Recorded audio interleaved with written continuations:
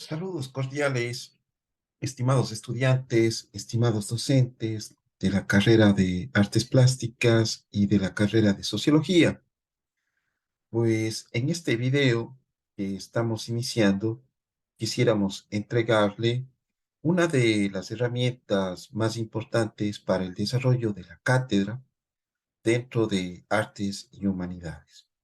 Estamos, como les hemos dicho desde el inicio, muy interesados en cumplir lo que respecta al tema que corresponde al desarrollo de una carrera de corte universitario. ¿Qué es lo que le diferencia una carrera de una tecnología? La única diferencia está en la investigación.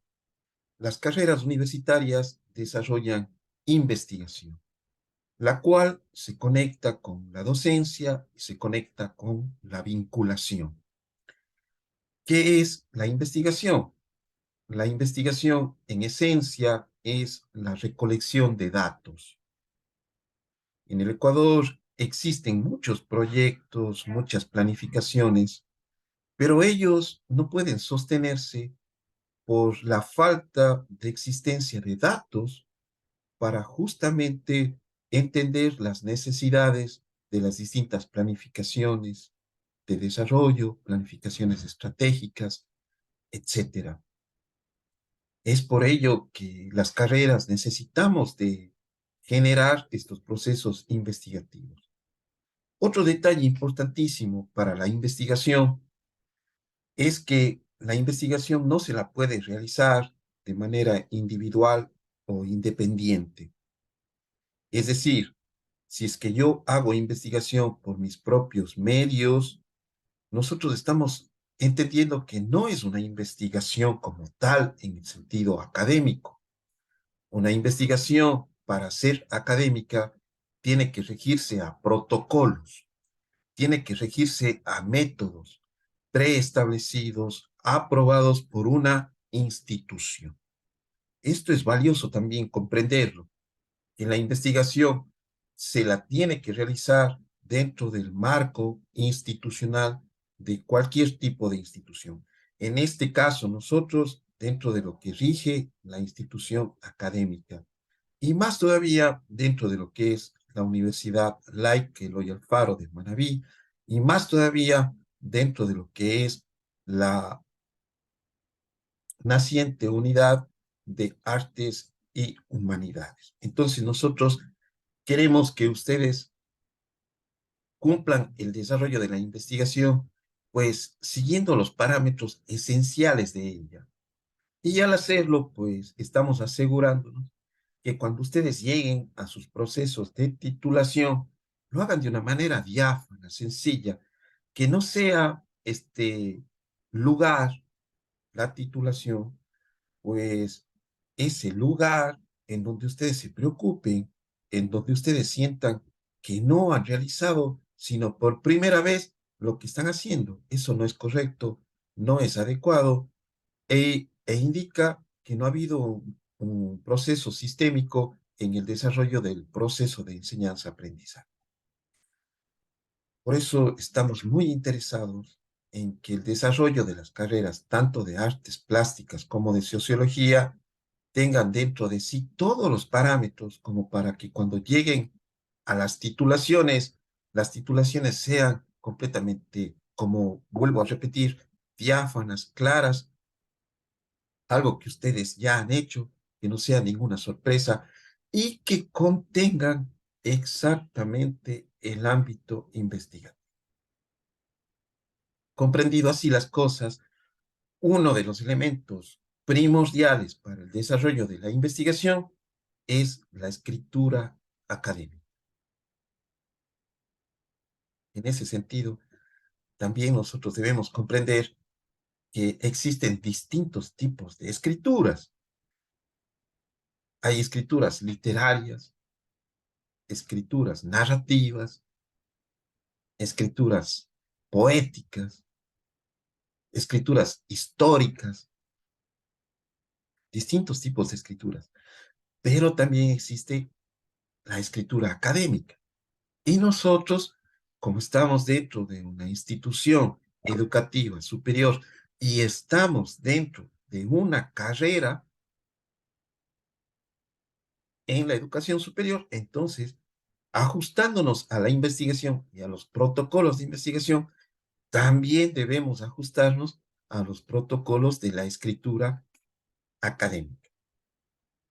Y en eso, pues, hay muchísimos tipos de normas, muchísimos tipos de reglamentación, pero nosotros hemos decantado los esenciales. Primero, que la escritura académica es una escritura con sentido, es decir, tiene un inicio, tiene un cuerpo y tiene un fin. Segundo, que la escritura académica tiene que desarrollarse en virtud de la comprensión de aquello que yo estoy investigando. Esa escritura académica no necesariamente tiene que ser, como en el aspecto literario o histórico, tiene que tener la capacidad de ser leída por cualquier persona. No, la escritura académica sirve para los académicos, para, para la lectura de aquellas personas expertas en el tema. Entonces, hemos desarrollado en artes y humanidades un tipo de escritura que se llama los párrafos metacognitivos. A sabiendas de que el modelo educativo que manejamos dentro de artes y humanidades es justamente la metacognición. La metacognición es una metodología que surge, una metodología educativa que surge del conocimiento cognitivo de los estudios de los años 70 con respecto a la cognición y surge, por tanto, de las teorías de la mente.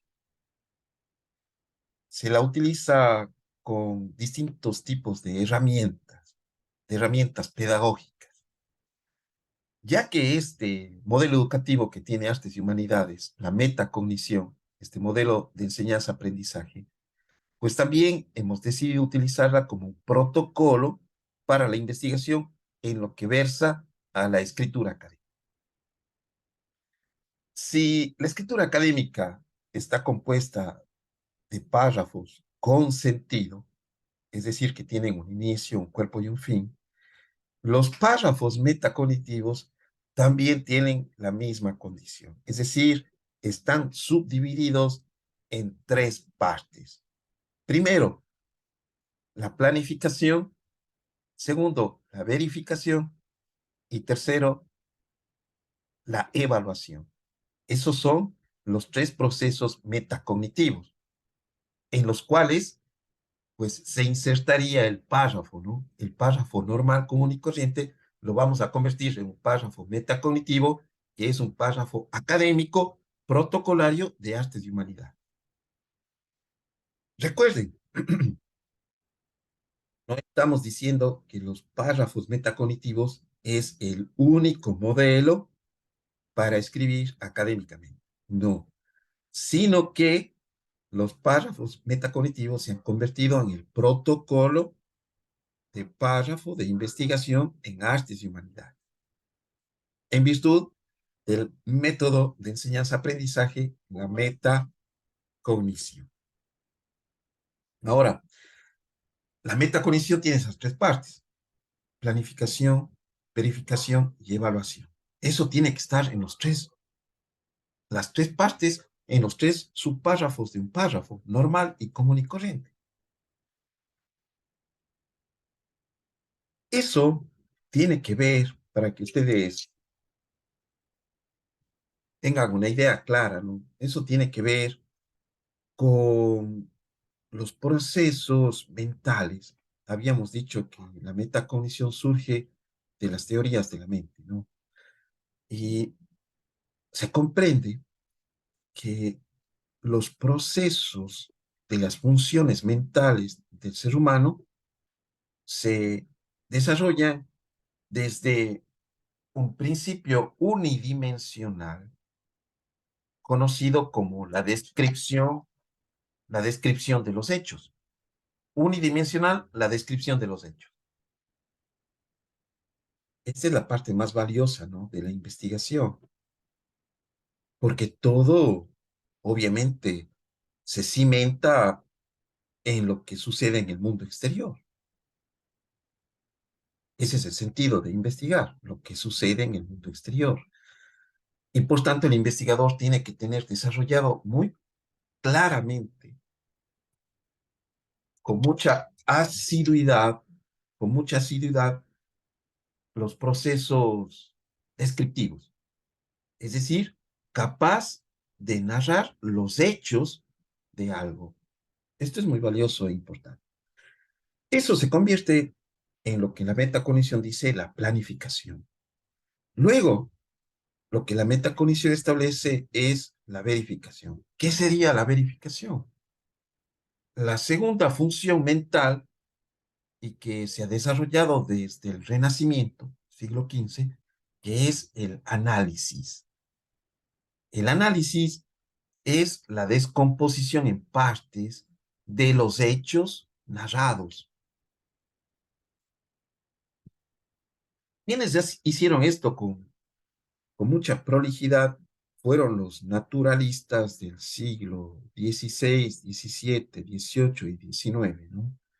Estos naturalistas se inventaron esta manera de acercarse a las plantas, a los animales, al ser humano, a los minerales, a través de una descripción exacta, el dibujo exacto del objeto y luego el análisis, ¿no? Es decir, la descomposición en partes de eso. La planta está formada por tallos, por hojas, por flores, y las flores por pétalos, por pistilos, por semillas, etcétera, ¿no? Ese es el análisis, la descomposición en partes de un objeto, ¿no? El análisis. Y el tercer elemento que vendría a tener relación con la metacognición en su parte de evaluación sería el tercer modo de pensar o una tercera función de pensar en el caso de la mente, que es la reflexión, los procesos tridimensionales. La reflexión implica el entendimiento contextual de las cosas. Es decir, en este caso, von Humboldt descubrió a los pies del Chimborazo que los vegetales no funcionaban mecánicamente por un hecho natural, sino que estaban divididos por capas de alturas, de presión, de temperaturas, como nosotros ahora bien lo entendemos a la naturaleza, ¿no? Ese es el proceso reflexivo, es decir, el investigador toma todos los elementos que contiene el contexto, en este caso social, histórico, físico, urbano, etcétera, todos los contextos, natural, ecológico, y ese contexto lo relaciona, ¿no?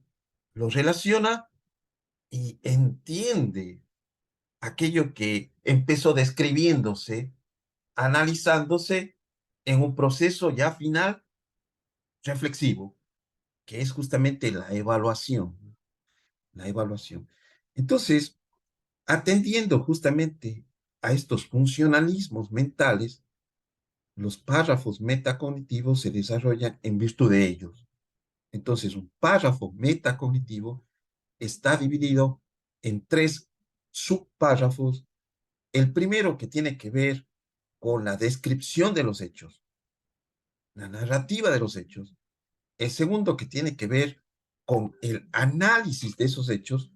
Y el tercero, recuerden, análisis, descomponer en partes, las famosas variables de la hermenéutica, ¿no?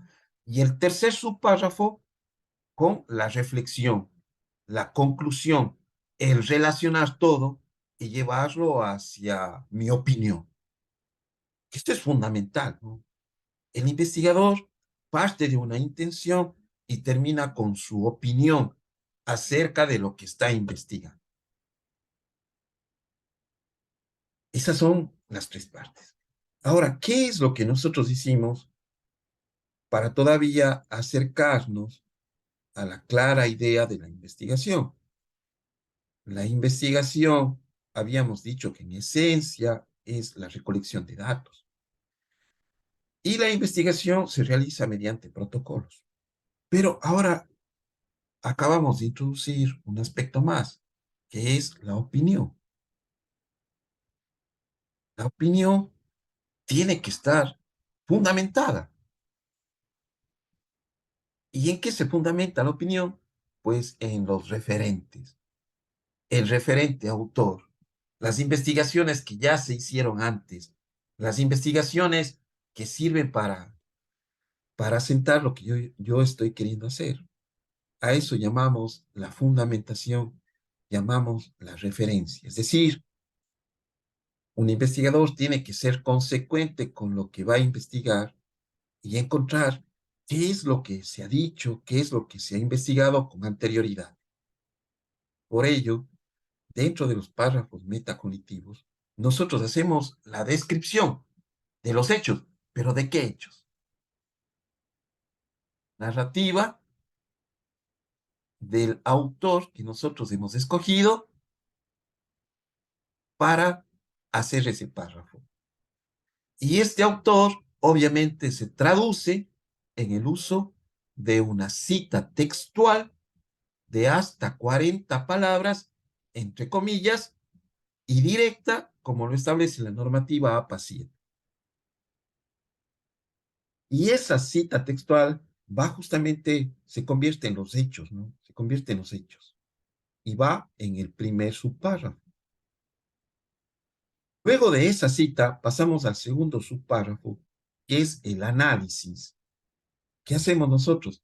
En el segundo subpárrafo, luego de que hemos descrito, hemos narrado los hechos, ¿qué hechos? La cita del autor. Analizamos la cita y la descomponemos en partes. Y luego, al final, la conclusión, ¿qué es lo que hacemos? La reflexión. En la conclusión, emitimos nuestra opinión relacionando todo, llevándole hacia el arte, hacia la sociología, hacia el tema que estamos estudiando, ¿no? En el último subpárrafo, es decir, con respecto a lo que habla el autor. De esta manera, entonces, el párrafo metacognitivo está hecho no solamente para que ustedes aprendan estos tres procesos de descripción, de análisis y de reflexión, sino que también le demos la importancia relevante a los diferentes autores, a los diferentes referentes que nosotros vamos a utilizar en nuestra investigación, en las distintas investigaciones que hagamos. Ahora, en la asignatura de Metodología de la Investigación Artística, el profesor Daniel Duarte se está afanando y esmerando para enseñar los párrafos metacognitivos, pero posiblemente muchos de ustedes se han olvidado o no tuvieron, porque hemos ido, recuerden, en el primer ajuste no sustantivo de la carrera, hicimos estos cambios, ¿no? Para que metodología de la investigación, que antes era una asignatura institucional de corte empírico, pase a artes, ¿no? A la carrera de artes como investigación artística. Y ahí es que calza todos estos protocolos que nosotros estamos, pues, obteniendo, ¿no? Hay el protocolo de investigación por fundamentos que también el profesor Duarte entrega, el protocolo de investigación por plan, ensayo, órdenes, que también el profesor Duarte entrega, y también, pues, los párrafos metacognitivos. Pero les decíamos que nosotros queremos fundamentar la investigación que hacemos en aula, y hemos quedado de acuerdo, tanto los profesores de artes plásticas como los profesores de sociología, en que las tareas autónomas, el trabajo de producción autónomo, que en ambas carreras es ingente el número de horas, pues sea de corte investigativo en el sentido de estudiar autores, de estudiar bibliografía. La planificación de este periodo y de futuros periodos muy posiblemente sea el hecho de que ustedes lean, aprendan de autores y que esa lectura, ¿cómo se le va a calificar? A través de la fundamentación. ¿Y cómo vamos a fundamentar? A través de los párrafos metacognitivos, ¿no? Entonces, las tareas autónomas van a ser la lectura de capítulos de los distintos libros que usan los docentes. Ustedes de esa lectura van a extraer, según como indique el profesor, uno, dos, tres o cuatro fundamentos. Van a extraer el fundamento, es decir, la idea madre, la idea esencial, el principio de eso que ustedes están leyendo, lo que ustedes consideran, porque son los investigadores, lo que ustedes consideran lo valioso e importante de esa lectura, y van a extraer una cita. Como ayer tuvimos la capacitación de biblioteca, ¿no? Se puede extraer directamente la cita del libro, ¿no? Pero, obviamente, esta cita, ya les digo, tiene que ser cita textual directa, entre comillas, máximo 40 palabras, se cierra comillas, se abre paréntesis, el autor, el año y la página, y se cierra paréntesis, ¿no? Y a partir de ello, entonces, se construye los párrafos. Ahora, otro detalle más. ¿Qué dimensión tienen los párrafos? Para ello también hicimos otra investigación y como buenos artistas que somos, hemos utilizado una ley que versa con respecto a la proporción áurea para desarrollar el tamaño de los párrafos. Si la proporción áurea está en la naturaleza, y la naturaleza, como nosotros estamos hechos en virtud de esa proporción, la naturaleza la podemos entender fácilmente porque nosotros somos parte de ella y por tanto estamos hechos como ella. Y si la proporción áurea está en la naturaleza, también está en nosotros. Entonces, el mayúsculo entendimiento tiene que ver de la proporción, que es 1:1,61. Entonces, hemos utilizado esta proporción para definir, en primer lugar, el párrafo más pequeño, que es el de la reflexión, la opinión. Hemos puesto como mínimo en toda creación, el mínimo es el número 3. El triángulo es la figura más estable de la naturaleza, es indeformable. El cuadrado, el círculo, el rectángulo, el hexágono, sometidos a presión, se deforman, pero el triángulo no se deforma. El número 3 es la base de la creación. Los tres colores primarios, las tres fuerzas místicas, Padre, Hijo, Espíritu Santo, los tres valores internos de la psiquis, emociones, ideas, quereres. El número 3 es la base de la creación. Entonces, es el inicio de todo soporte, ¿no? El inicio. Entonces, nosotros iniciamos con la reflexión en un párrafo o en un subpárrafo de 3 líneas. Si eso multiplicamos por la proporción áurea, nos da el siguiente subpárrafo, que es de 5 líneas, que corresponde al análisis, a la descomposición en partes. Y el primer subpárrafo multiplicamos 5 por la proporción áurea, nos da 8 líneas.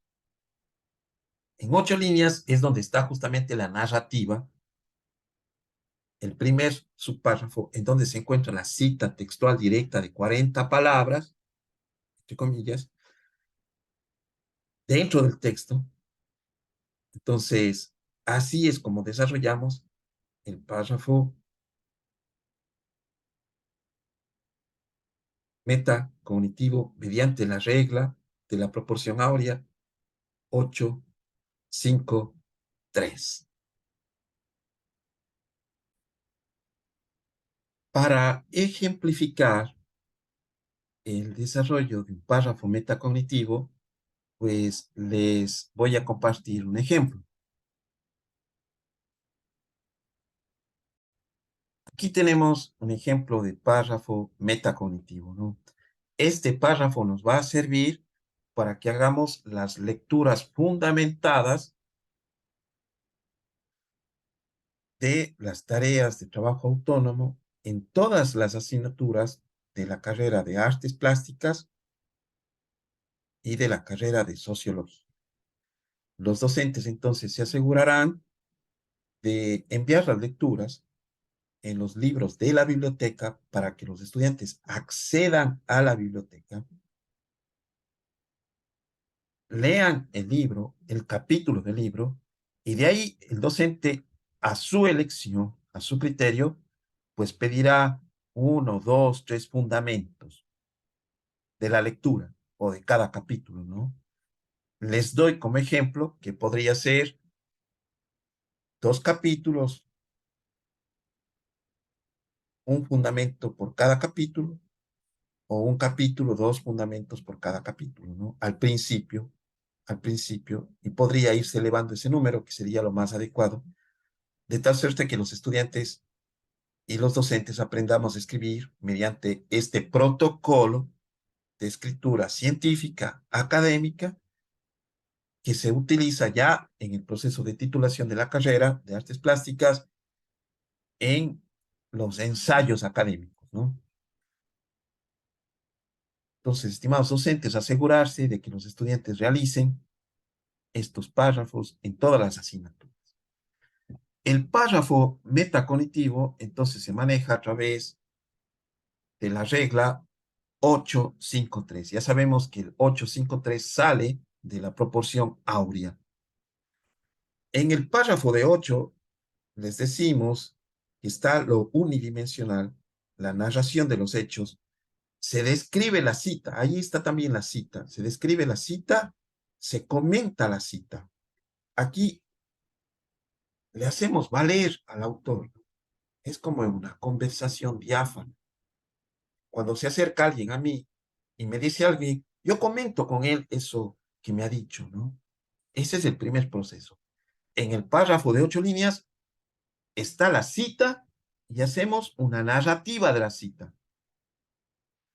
En el párrafo de 5 líneas se analiza la cita, se descompone en parte la cita, lo que se conoce como las variables. ¿Cuántas partes tiene esa cita, no? Se divide en una, en dos, en tres partes.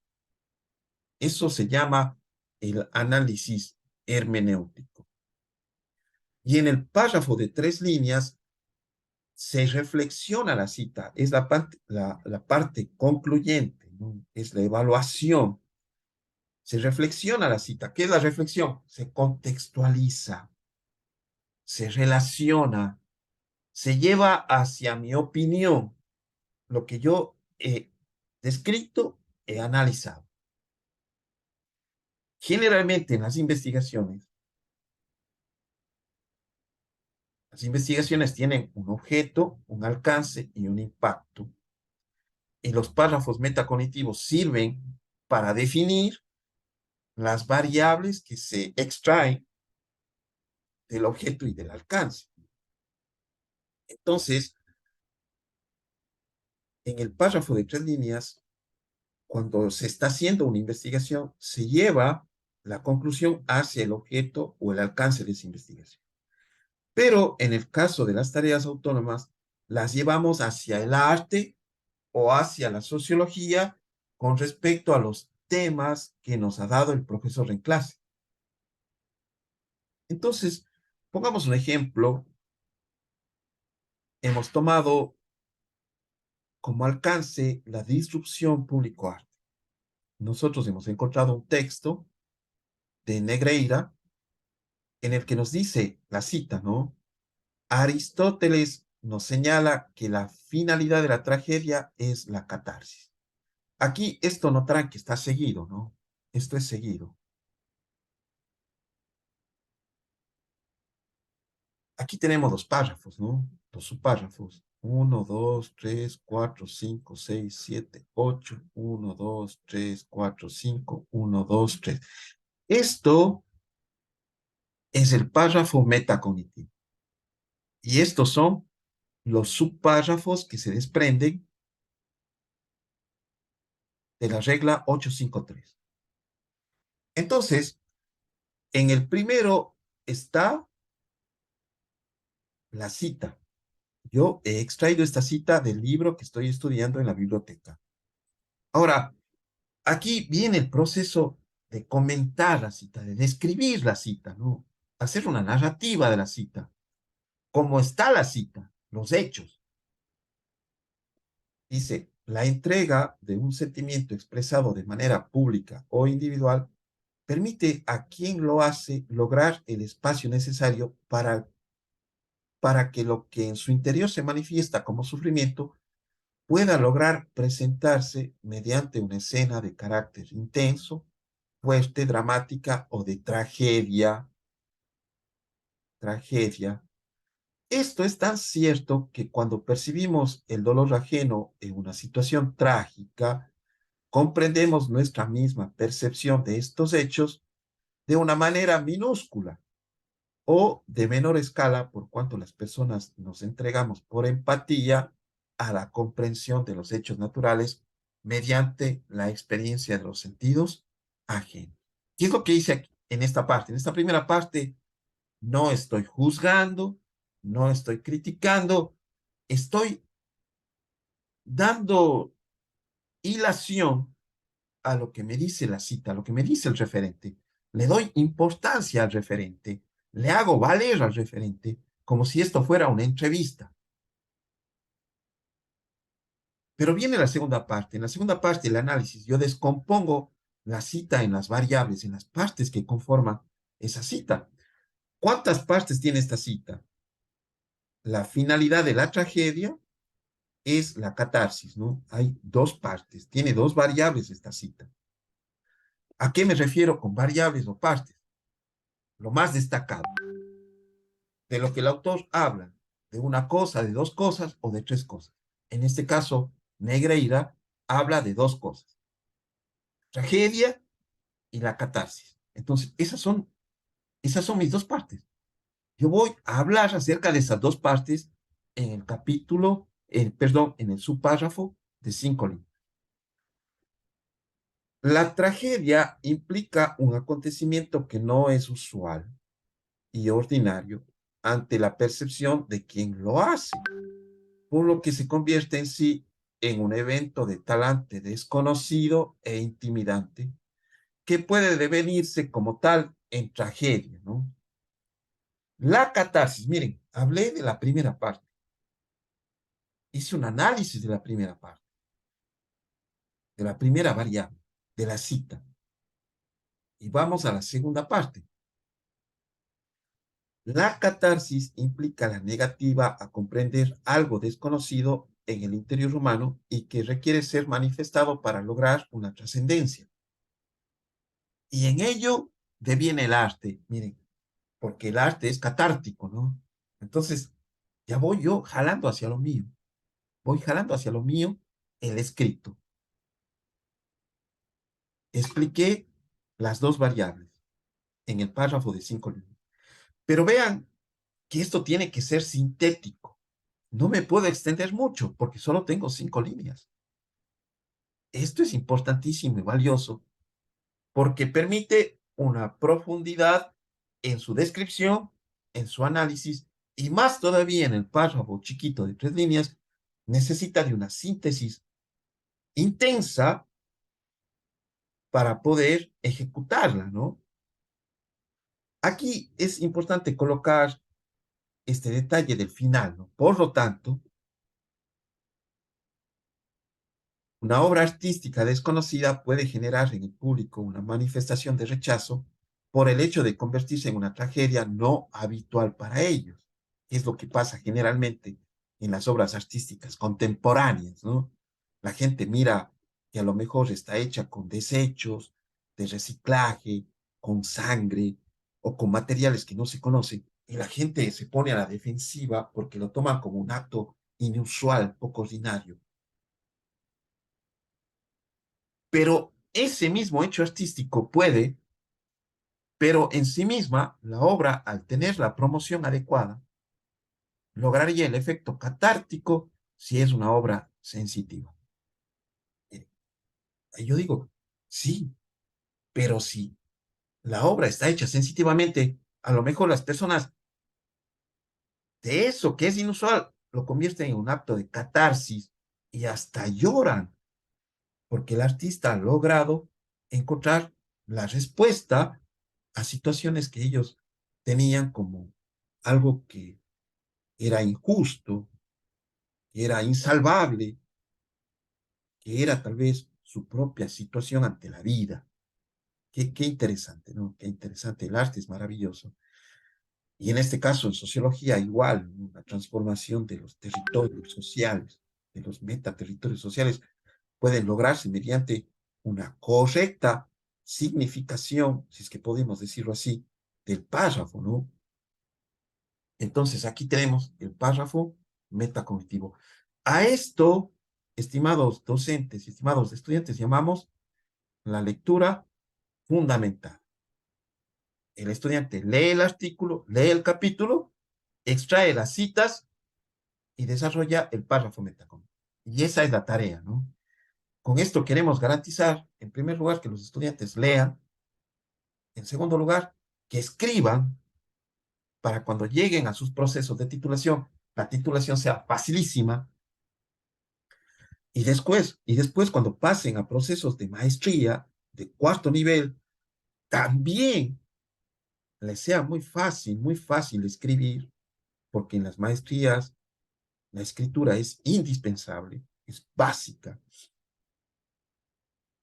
Y también nos asegura a nosotros como docentes el momento de pasar por el sistema antiplagio de que no sea copiado. ¿Por qué? Porque esto implica un análisis, perdón, una descripción, un análisis y una reflexión sobre un texto que no necesariamente puede estar fuera.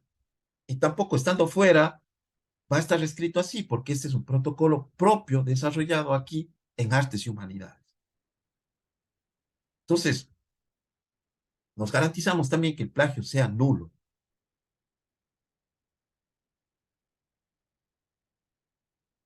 Muy bien, pues de esta manera, estimados estudiantes, estimados docentes, hemos realizado esta tutoría con respecto a los párrafos metacognitivos. Les agradecemos mucho el estudiar este video y colocarlo si desean en sus propias clases. Muchas gracias.